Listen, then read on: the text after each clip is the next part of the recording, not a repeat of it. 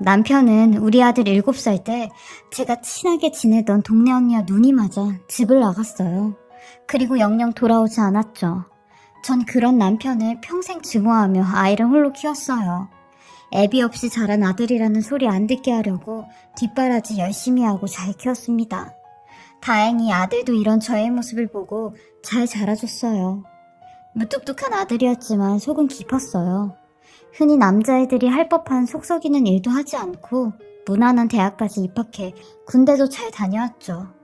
아들 군대 보낼 때가 가장 마음이 아팠는데 자동차가 없어서 그 먼 논산 훈련소까지 버스를 타고 갔어요. 다른 집 아이들은 엄마 차고 아빠 차고 자기 부모님들 차를 타고 왔는데 저랑 아들은 고속버스를 타고 간 거죠. 그렇게 훈련소 들어가기 전에 아들에게 국밥을 한 그릇 사 먹였는데 평생 제 앞에서 울어본 적이 없던 애가 국밥을 꾸역꾸역 먹으면서 막 울더라고요. 자기가 없으면 진짜 엄마가 혼자 남게 되는데 그게 걱정이랍니다.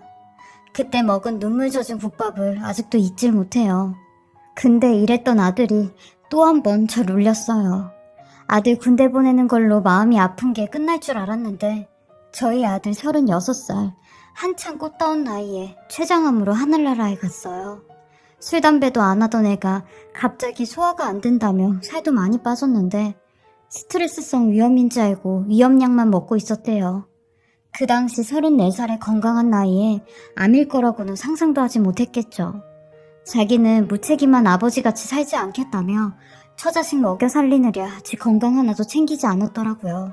이미 병원에 갔을 땐 척추랑 십이지장까지 전이가 돼 아예 손을 쓸 수 없는 정도였다고 했어요. 수술은 못하고 항암 치료도 할지 말지 본인이 선택하라고 했다는데 치료 안 하면 6개월, 치료해도 1년일 거라고 했대요. 내가 전생에 뭔 죄를 저질렀길래 내 옆에 있는 가족들은 죄다 떠나는지 하늘이 원망스러웠어요. 한 번은 아들과 같이 아들 병원에 갔다가 점심시간이 돼서 근처 순댓국집에 가게 되었어요. 근데 문득 아들 군대 보내는 날이 생각이 나는 겁니다. 그때는 제대하면 다시 돌아오니까 라는 마음이 강했는데 그날은 이제 가면 영영 돌아오지 못하는구나 라는 마음에 하염없이 눈물이 났어요. 꾹꾹 참으며 순댓국을 먹고 있는데 저희 아들이 조용히 제 손을 잡더라고요.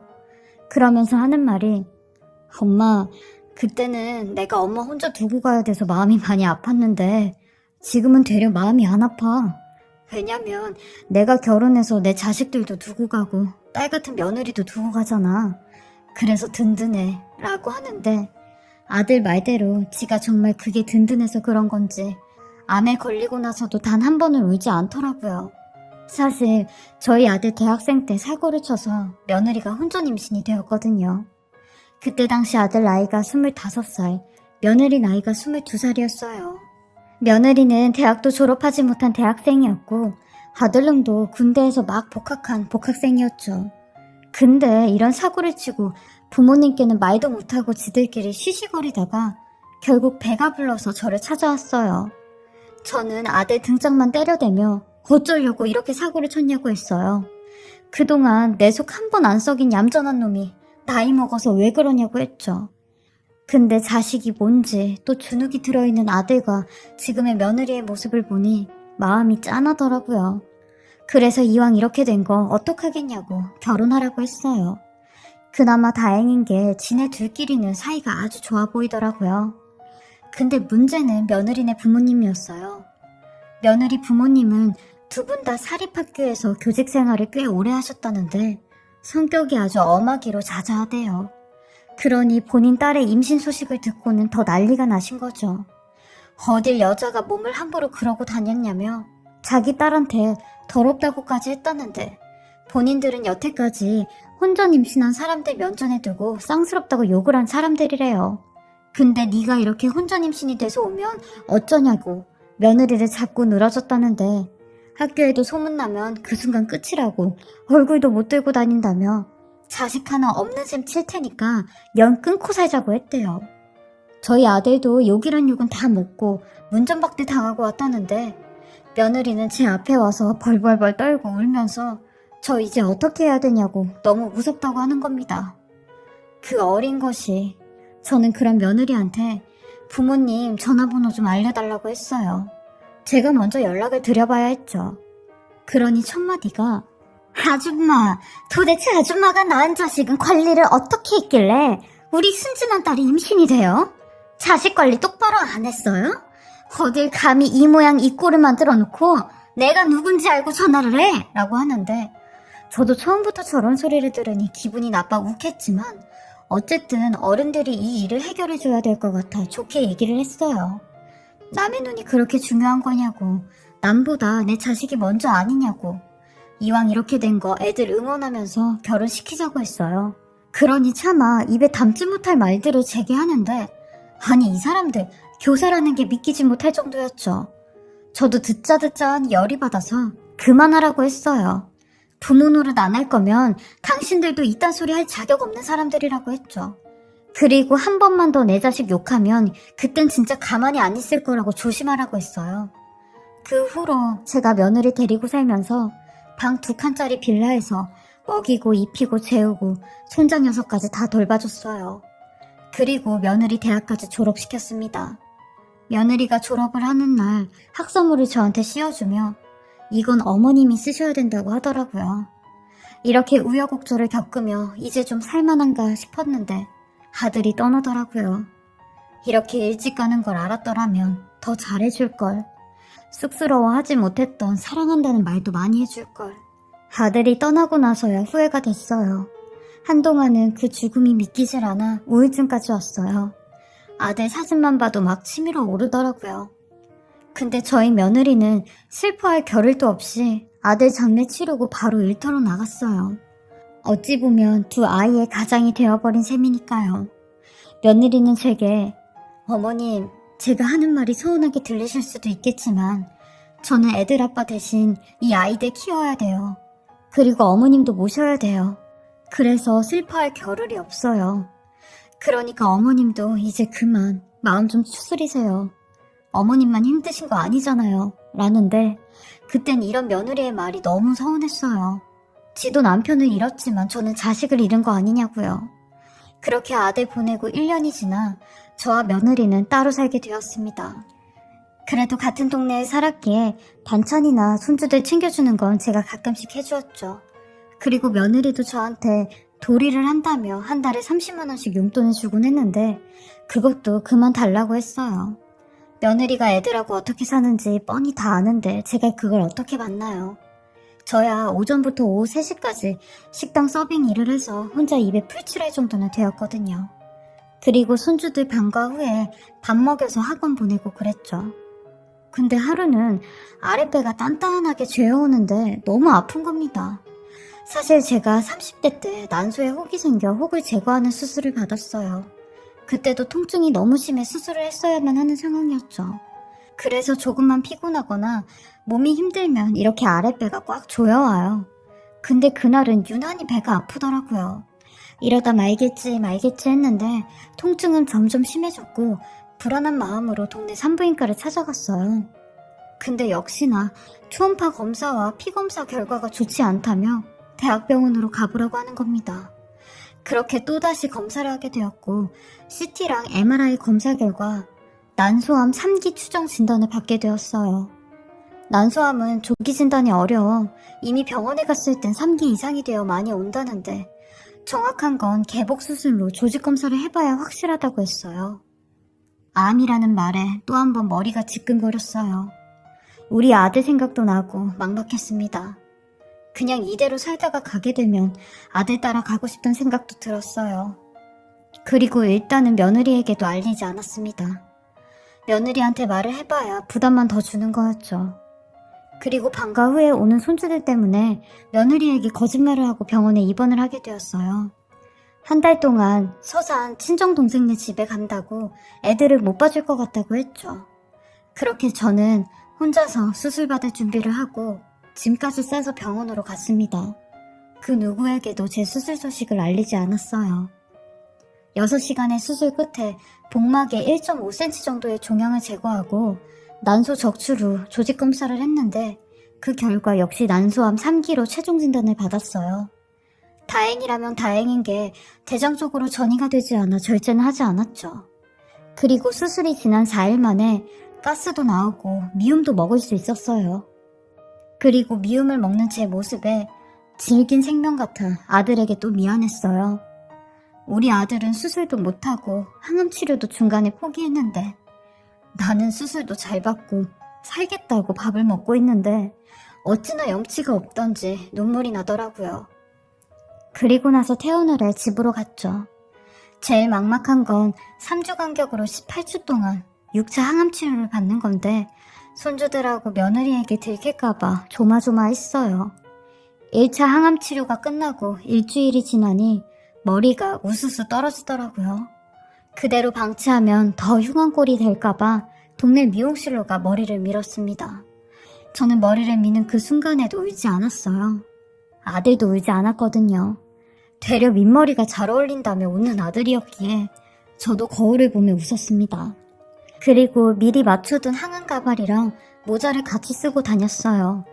그리고 한 달 뒤 며느리가 이모님네 집은 잘 다녀오셨냐며 안부 전화가 왔어요. 저는 잘 다녀왔다고 했고 이제 애들 보내도 된다고 했죠. 그러니 이제부터 애들 학원에 더 보내기로 했다며 어머님네 집에 안 갈 것 같다고 하더라고요. 그동안 저 대신 애들 봐주셔서 감사하다고 하는데 어떻게 또 타이밍이 이렇게 좋게 됐는지 이런 며느리한테 뭐가 감사하냐고 시애미로서 당연한 일을 했다고 했죠. 며느리한테 항상 그런 게 있었거든요. 제 아들이 그렇게 빨리 가게 되면서 괜히 눈치도 보이고 왠지 모를 미안함도 있어서 웬만한 건 제가 부탁을 다 들어주곤 했어요. 전 다음에 얼굴이나 한번 보자고 하며 전화를 끊었습니다. 그러던 어느 날 제가 자주 다니던 미용실 원장 언니가 전화가 와서 저희 며느리를 봤다고 하는 겁니다. 근데 이걸 말해야 되나 말아야 되나 하며 말을 망설이는데 그냥 얘기하라고 했습니다. 그러니 그 11시가 넘는 밤에 저희 며느리가 어떤 남자를 부축하며 차를 타고 가는 걸 봤대요. 저는 그 소리에 큰손자한테 전화를 걸어 집에 엄마 있냐고 물어봤어요. 그러니 손자가 엄마 집에 없다고 하는 겁니다. 그러면서 곧이어 애가 눈물을 훔치는데 할머니, 엄마가 우리 재워두고 맨날 밤에 어디 나가 라고 하는 겁니다. 저는 곧장 며느리네 집으로 달려갔고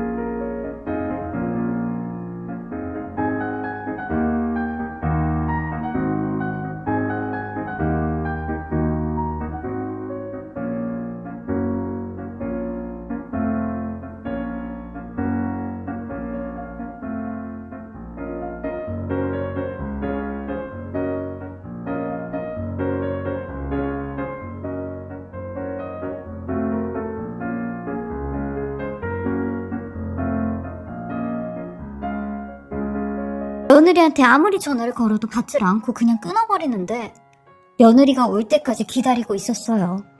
며느리를 기다리면서도 별별 생각이 다 들었는데 만약에 남자를 만나는 거라면 차라리 나한테 애를 맡기고 만나지. 매일 밤마다 애들만 두고 나간다는 말에 조금은 화도 났지만 며느리 얘기는 들어나 봐야 할 것 같아 기다리고 있었어요. 근데 새벽 4시가 되니 며느리가 집에 들어오는 겁니다.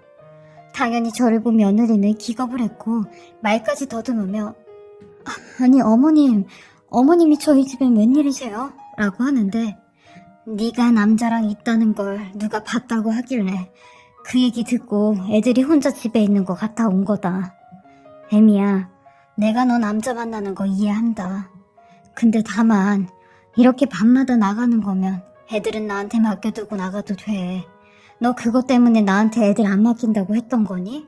라며 진솔하게 얘기를 하니 갑자기 며느리가 주저앉으며 손까지 바르르 떨며 오해를 하기 시작하는 겁니다. 어머님, 왜 말씀 안 하셨어요? 저 다 알고 있었어요. 라는데 너 지금 무슨 말을 하는 거니? 라고 했죠. 그러니 어머님, 저 사실 어머님께서 아프신 거 알고 있었어요. 그래서 어머님 항암치료비라도 벌어보려고 밤에 대리운전하고 다녔어요. 오늘 제가 부축했던 그 남자도 대리 손님이었고요. 라고 하는데 그 말을 듣고 저도 다리가 풀려 그 자리에 주저앉았어요. 그러더니 곧이어 저희 애들이 몇 달 전부터 할머니가 배가 아프다고 약 먹는 걸 계속 봤대요. 그 얘기 듣고 어머님 모시고 병원에 가려고 했는데 어머님께서 서산 이모님네 집에 한 달 동안 놀러 간다고 했었을 때 그때 눈치를 챘었어요. 그리고 나서 어느 병원에 입원했는지 알기라도 하려고 어머님 안 계실 때 집에 갔었는데 가발이 하나 있더라고요. 그거 보고 어머님께서 보통 아프신 게 아니구나 짐작했었어요. 그래서 어머님 돌아오셨다는 얘기 듣고 저희 애들 어머님네 집에 안 보낸다고 거짓말한 거였고요. 어머님, 저 그렇게 막대 먹은 사람 아니에요. 저도 어머님께서 저한테 베풀어 주신 은혜 너무 잘 알고 있는 사람이에요. 제 부모님이 저 없는 자식 한다고 했었을 때 받아주신 분도 어머님이었고 저 대학 끝까지 다니고 싶다고 했을 때 학비 보태주겠다고 했던 분도 어머님이셨잖아요. 이런 어머님한테 전 항상 받기만 했었는데 어머님은 이렇게 아프시면서도 저한테 얘기도 안 하셨잖아요. 그 모습을 보는데 제가 얼마나 가슴이 아팠는지 아세요? 그래서 제가 뭐라도 해서 어머님께 도움 좀 드리려고 밤에 일을 시작한 거예요. 근데 제가 오해하는 상황만 초래했네요. 라며 엉엉거리고 우는데 그 얘기를 들으니 저도 한동안 아무런 말을 하지 못했어요. 그리고 조용히 며느리를 껴안아 주었어요. 오해해서 미안하다고. 내가 아직까지도 너한테 욕심이 남았나 보다고 했죠. 그러니 며느리는 어머님, 저는요 우리 하준이 하진이 아빠가 아직까지도 제 옆에 있다고 생각해요. 그래서 제가 무너지지 않았던 거고요. 저 애들 아빠가 지켜준다고 생각해서 씩씩하게 살고 있는 거예요. 라는데 이런 말 처음 들었습니다. 우리 며느리 아들 장례 다 치르고 나서도 바로 출근했던 아이라 내심 섭섭하기도 했었는데 이런 속 깊은 생각을 하는지 몰랐어요. 며느리에게 고맙고 미안하다고 했네요. 그날 새벽 동이 틀 때까지 그동안 쌓인 오해들과 제 병에 대해 다 이야기를 했어요. 그리고 며느리랑 껴안고 한참을 울었어요. 엄마 같은 시어머니 없고 딸 같은 며느리 없다고 하지만 저희 부부는 딸같이 엄마같이 살자고 했어요. 저는 이런 며느리의 보살핌에 남은 항암치료도 잘 받고 지금은 수술 받은 지 1년이 넘었습니다. 컨디션도 전보다 훨씬 더 좋아졌고 동네 뒷산 정도는 가볍게 등산할 수 있는 정도가 되었어요. 그리고 그날 며느리한텐 밤에 일하는 건 하지 말라고 했어요. 내가 집에서 부업으로 박스 접는 일이라도 하면 된다고 그런 위험한 일을 하지 말라고 했죠. 옛날엔 남편 도망가고 아들까지 먼저 보낸 제 신수가 처량하고 운도 없다고 생각했는데 이런 효부 며느리가 제 옆에 있으니 제 인생도 그렇게 썩 나쁜 인생은 아니라고 생각이 들었어요. 저는 며느리와 우리 손주들과 함께 하루하루 열심히 살아가고 있고 작은 거에도 감사하며 행복하게 살고 있습니다. 제 보잘것없는 이야기 들어주시고 읽어주셔서 감사하고요. 다들 건강 잘 챙기시고 행복 가득하시길 바라겠습니다.